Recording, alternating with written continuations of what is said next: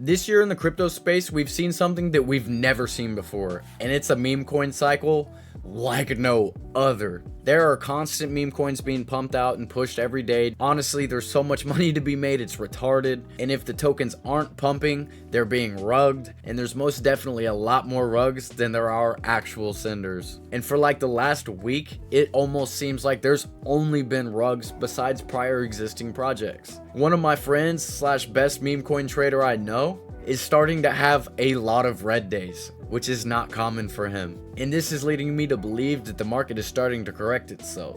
People are eventually going to look away from the meme coins and look for the real utility. As we see big names like BlackRock and JP Morgan step more into blockchain, we've already got Bitcoin and Ethereum ETFs. Rumors of Solana and XRP ETFs are also floating around right now. So I think it will be incredible to see, one, how cryptocurrency will get regulated in the United States, and two, how much mass adoption will we really see and how fast will it happen? Unfortunately, I'm not a psychic. I can't tell you that answer, but I'm here to find out, and I hope you are too.